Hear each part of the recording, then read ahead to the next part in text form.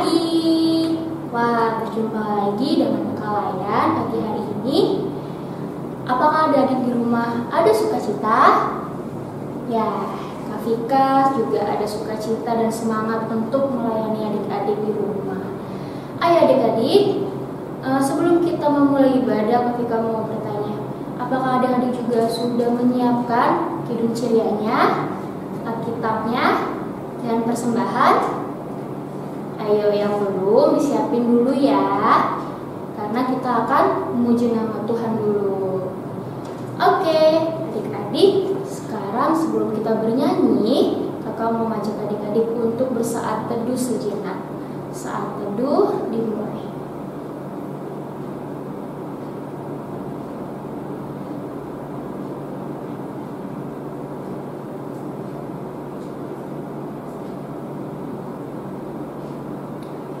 Saat teduh selesai.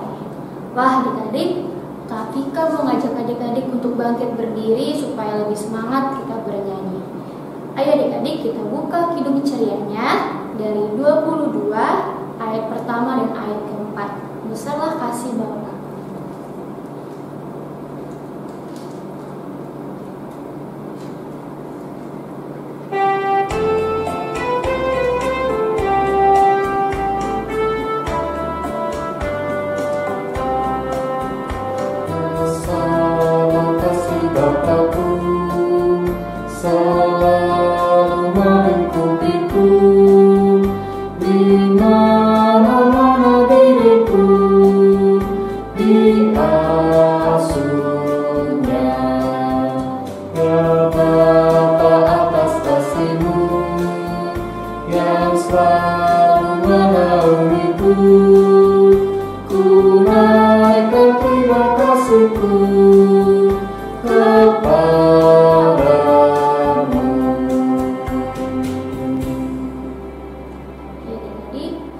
Dipersilakan duduk. Mari kita berdoa untuk membuka ibadah dan untuk mendengarkan firman. Mari kita bersatu di dalam doa. Selamat pagi Bapa, selamat pagi Tuhan Yesus yang baik.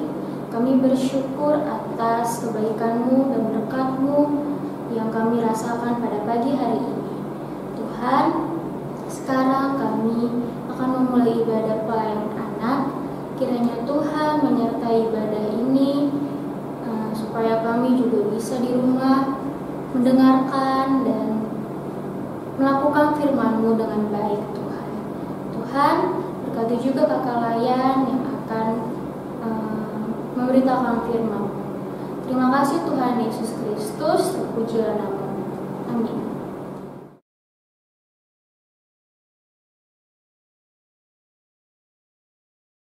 Shalom adik-adik, selamat pagi, selamat hari Minggu untuk kita semua.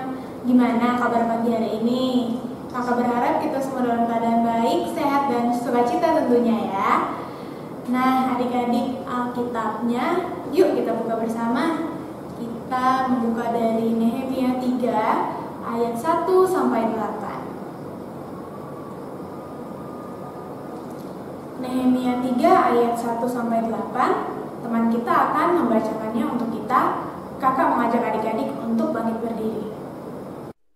Teman-teman, mari kita bersama-sama membuka Alkitab dari Nehemia 3 ayat 1 sampai 8 di bawah terang judul Para Peserta dalam Pembangunan. Maka bersiaplah imam besar Eliasib dan para imam saudara-saudaranya, lalu membangun kembali pintu gerbang domba. Mereka mentahbiskannya dan memasang pintu-pintunya. Mereka mentahbiskannya sampai menara Mia, menara Hananeel. Berdekatan dengan mereka orang-orang Yeriko membangun, dan berdekatan dengan orang-orang itu Zakur bin Imri. Pintu gerbang ikan dibangun oleh Bani Senaa. Mereka memasang balok-balok lalu memasang pintu-pintunya dengan pengancing-pengancing dan palang-palangnya. Berdekatan dengan mereka Meremot bin Uria bin Hakos mengadakan perbaikan, dan berdekatan dengan dia Mesulam bin Berekia bin Mesezabeel. Berdekatan dengan dia Zadok bin Baana mengadakan perbaikan, dan berdekatan dengan dia orang-orang Tekoa. Hanya pemuka-pemuka mereka tidak mau memberikan bahunya untuk pekerjaan tuan mereka. Pintu gerbang lama diperbaiki oleh Yoyada bin Paseah dan Musulam bin Besoja. Mereka memasang pintunya dengan pengancing-pengancing dan palang-palangnya. Berdekatan dengan mereka Melaca orang Gibeon dan Yadon, orang Meronot mengadakan perbaikan beserta orang-orang Gibeon dan Mispa, yang berada di wilayah kekuasaan bupati daerah sebelah barat sungai Efrat. Berdekatan dengan mereka, Uziel bin Harhaya, salah seorang tukang emas, mengadakan perbaikan, dan berdekatan dengan dia Hanania, seorang juru campur rempah-rempah. Mereka memperkokoh Yerusalem sampai tembok lebar. Demikian firman Tuhan. Haleluya. Haleluya. Haleluya. Haleluya. Adik-adik dipersilakan untuk duduk kembali. Nah, adik-adik, ada yang tahu nggak siapa itu Nehemia? Kita baca ya tadi dari kitab Nehemia. Nah, kira-kira Nehemia itu siapa sih adik-adik? Tahu nggak? Apa nggak tahu? Oke deh, Natasha jelasin.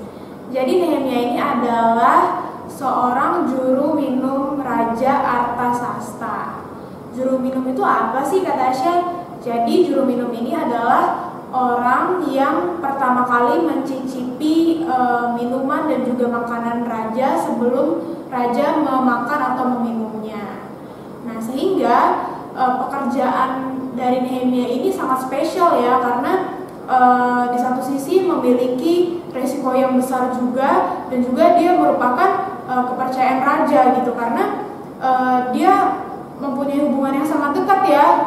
Raja mau makan apa, dia duluan yang mencicipi, sehingga pekerjaan itu cukup bergengsi lah gitu pada zaman itu. Nah, tapi pada suatu hari ia mendengar kabar bahwa kampung halamannya, jadi Nehemia ini dia bekerja bersama Raja Artasasta di Persia ya, karena Raja Artasasta itu adalah Raja Persia.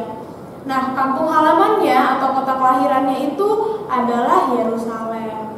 Nah, suatu hari dia mendengar bahwa Yerusalem ini hancur, porak-poranda ya adik-adik. Jadi dia merasa sedih, dia ingin sekali kembali ke kampung halamannya untuk membangun kembali tembok Yerusalem. Kenapa? Karena temboknya itu roboh, sehingga kota Yerusalem itu tidak mempunyai keamanan yang cukup baik gitu, sehingga kalau nggak ada temboknya ya nanti akan gampang untuk diserang musuh gitu ya. Nah, karena dia terus memikirkan tentang kota Yerusalem ini, akhirnya dia murung ya adik-adik, sehingga Raja Artasasta itu melihat bahwa Nehemia ini kok terlihat sedih, kenapa ya gitu kan. Nah, sehingga sang raja bertanya kepada Nehemia. Nah, Nehemia pun menjelaskan bahwa ia ingin kembali ke Yerusalem untuk membangun kota kelahirannya atau kampung halamannya. Nah, kira-kira adik-adik Nehemia diizinin nggak ya pulang ke kampung halamannya? Nah, Raja Artasasta ini baik adik-adik. Dia mengizinkan Nehemia untuk kembali ke kampung halamannya.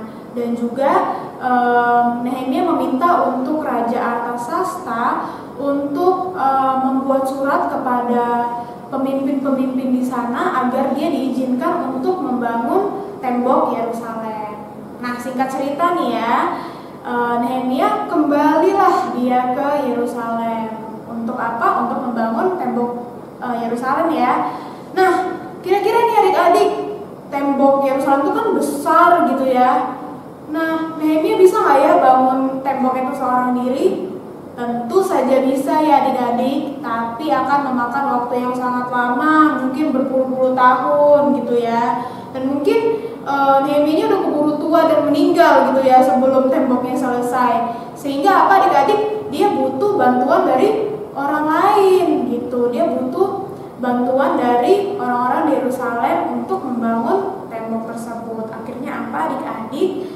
Kalau kita baca di bacaan yang tadi di Nehemia 3 ayat 1 sampai 8, di sini menjelaskan bahwa orang-orang yang akan membantu dan juga mentahbiskan baik itu pintu-pintu, baik itu gerbang dari tembok Yerusalem tersebut.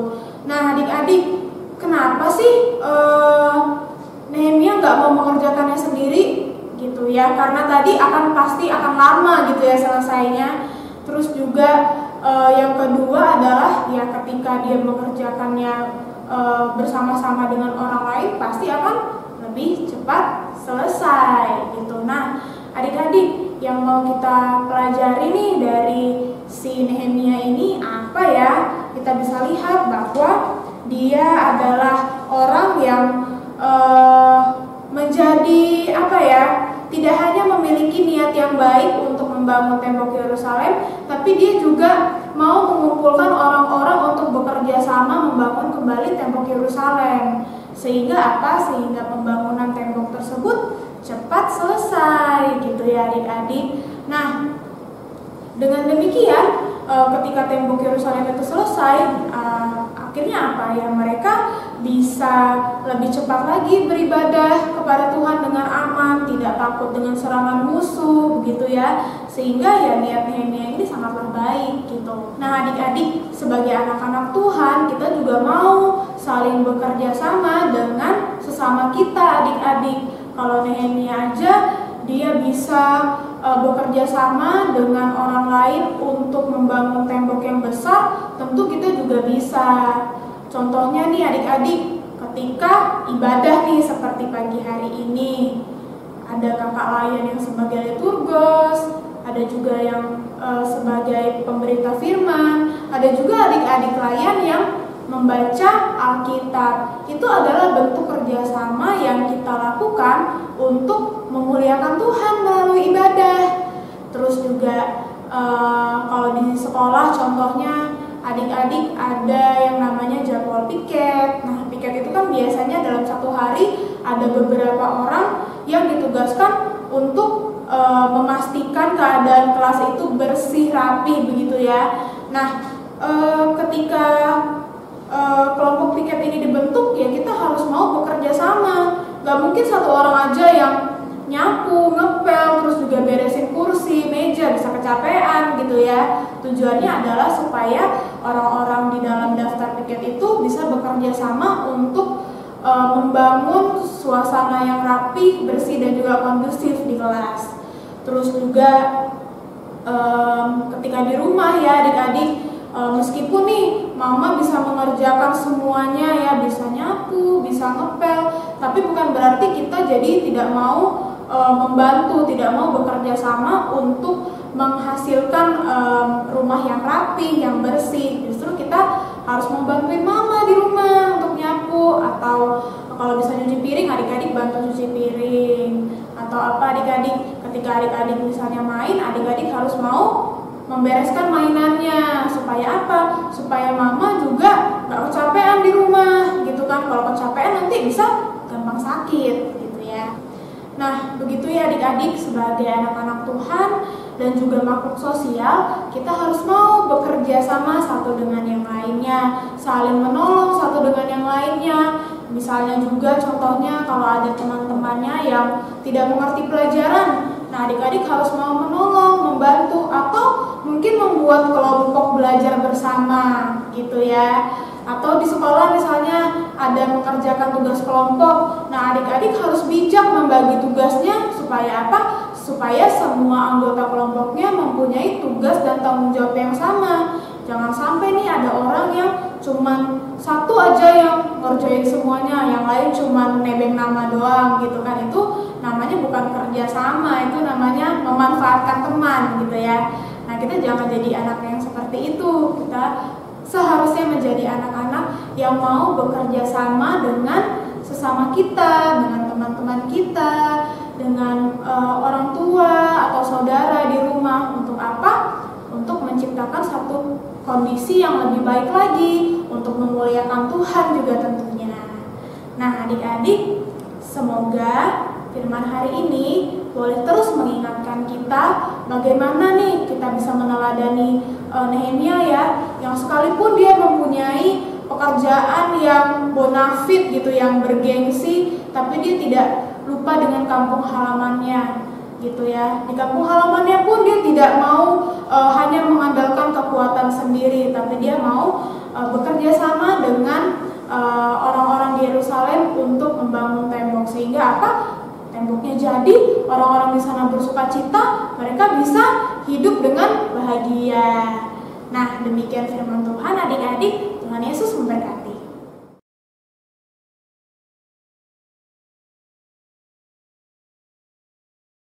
Oke adik-adik, tadi di rumah adik-adik sudah menyaksikan dan sudah melihat firman Tuhan yang dibacakan oleh kakak Kalayan.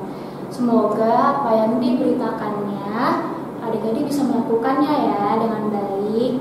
Oke, kita akan bernyanyi lagi sambil mengumpulkan persembahan ya. Kita buka Kidung Cirianya dari 183 ayat pertama dan ayat ketiga.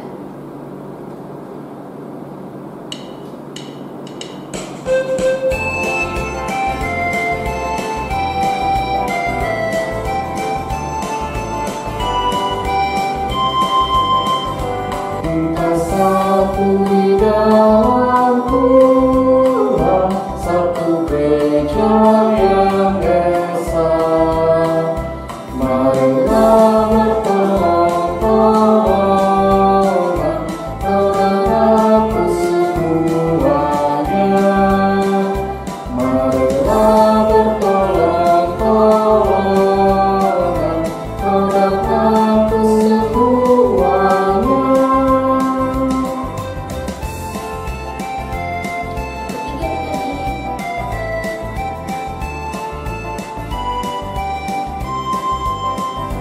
Tuhan selalu memelihara seluruh alam semesta. Kita pun disuruhnya juga menyatakan kasih-Nya. Kita pun disuruhnya juga menyatakan kasih-Nya.